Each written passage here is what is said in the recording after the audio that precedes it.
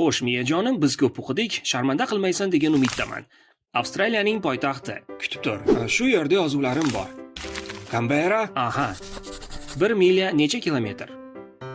1,6. Ajoyib. Pitsa qayerda ixtiro qilingan? Bu yerda yozuvlarning keragi yo'q. Kuchli zavqlanish hissi bilan bog'liq xotiraga yuzlanish kerak. Neapol. Tushunarli. Hozircha yaxshi ketyapmiz. Kechirasizlar, 70% ga to'lib qoldim. Tez orada bo'shatishga to'g'ri keladi.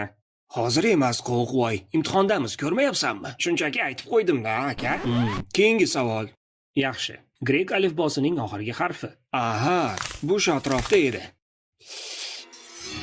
Obbo, deyarli o'chib ketibdi-ku. Qaysi biri edi-ya? Epsilonmi? Yo'q, sigma ham emas.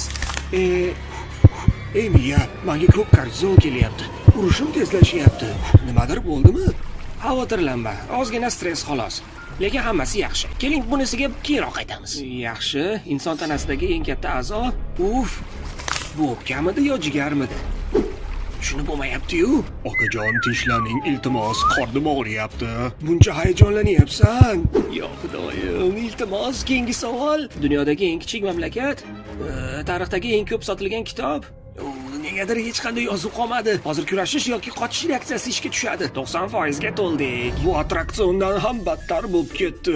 Hey, kamida 1,5 metrdan jigarrang poyezd kelyapti. Hojatxona topish uchun 20 soniyangiz bor. Xo'sh, nima ham qilardik? Taxminan javob beraver. Bu imtihon shimni dog' qilishga arzimaydi. Peshonadagini ko'ramiz endi. Zeta, jigar, Manaka, kichkina shahzoda. Tamom, men tugatdim, domla. Hojatga borishim kerak. O'sha kechasi yarim tunda.